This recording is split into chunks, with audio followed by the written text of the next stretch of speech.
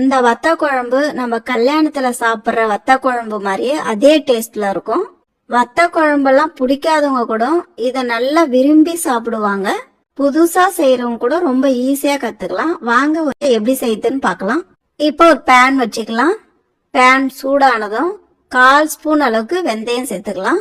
1 spoon அளவுக்கு மல்லி சேர்த்துக்கலாம். 1 ஸ்பூன் அளவுக்கு கடலைப்பருப்பு சேர்த்துக்கலாம். 1 ஸ்பூன் அளவுக்கு மிளகு சேர்த்துக்கலாம். 1/2 ஸ்பூன் அளவுக்கு ஜீரகம் சேர்த்துக்கலாம். இதெல்லாம் சேர்த்து ஒரு பொன்னிறமா வர அளவுக்கு நல்லா வறுத்து எடுத்துக்கலாமா. பாருங்க, இது ஒரு அளவுக்கு வரப்பட்டு வந்ததும் கூடவே 3 காஞ்ச மிளகாய் சேர்த்துக்கலாம். கூடவே திருகுன தேங்காய் 1 ஸ்பூன் சேர்த்துக்கலாம். தேங்காய் சேர்த்து நல்லா மிக்ஸ் பண்ணிடுங்க. தேங்காயோட பச்சை வாசனை போற அளவுக்கு நல்லா வறுத்துருங்க. பாருங்க, தேங்காய் இந்த அளவுக்கு வரப்பட்டு வந்ததும் கொஞ்ச நேரம் ஆற வச்சு மிக்ஸி ஜார்ல சேர்த்து இதை பவுடர் பண்ணிக்கலாம்.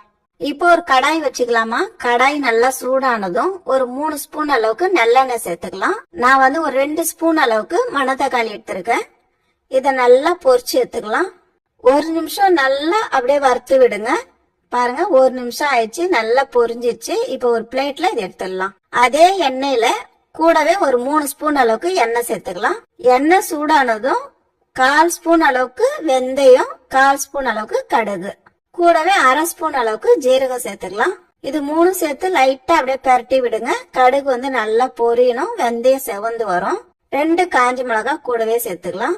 4 சிட்டிக்கு அளவு பெருங்காயம் சேர்த்துக்கலாம். நான் 100 கிராம் சின்ன வெங்காயம் எடுத்து 2 கட் பண்ணி வச்சிருக்கேன். இதை சேர்த்துக்கலாம். கூடவே ஒரு 20 பல்லு பூண்டு எடுத்து 2 கட் பண்ணி வச்சிருக்கேன். இதையும் சேர்த்துக்கலாம். தேவையான அளவு கறிவேப்பிலை. இதெல்லாம் சேர்த்து நல்லா வதக்கி விட்டுருங்கம்மா.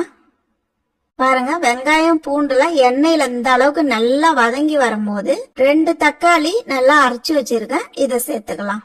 தக்காளி பேஸ்ட் சேர்த்து நல்லா வதக்கி விடுங்க. பச்சை வாசனை வராத அளவுக்கு நல்லா வதக்கி விட்டுருங்க. வத்த குழம்புக்கு நல்லா வதக்கறதுலதான் இருக்கு அதோட மனமும் டேஸ்டும். 1/2 ஸ்பூன் அளவுக்கு மிளகாய் தூள் சேர்த்துக்கலாம்.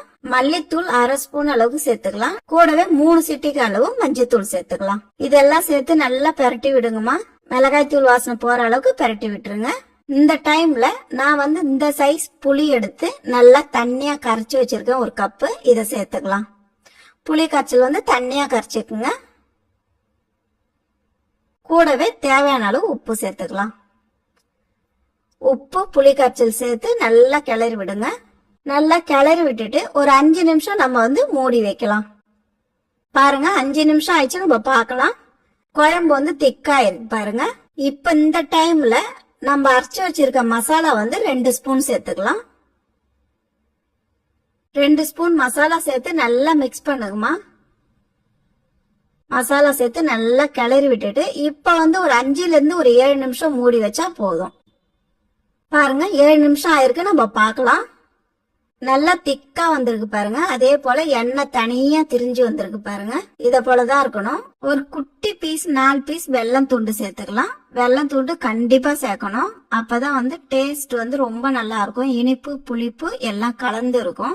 வெல்லம் சேர்த்து ஒரு 2 நிமிஷம் அப்படியே கிளறி விடுங்க. இப்ப இந்த டைம்ல நம்ம பொரிச்சு வச்சிருக்க மணத்தக்காளிய நம்ம சேர்த்துக்கலாம். மணத்தக்காளி சேர்த்துட்டு கருவேப்பிலை கொஞ்சமா எடுத்து பொடியை நறுக்கி சேர்த்துருங்க. மணத்தக்காளி சேர்த்து 1 நிமிஷம் நல்லா கிளறி விட்டுக்கிட்டே இருங்க. அப்படியே டேஸ்டான வத்த குழம்பு ரெடி. நீங்களும் வீட்டுல இந்த வத்த குழம்பு செஞ்சு பாருங்க.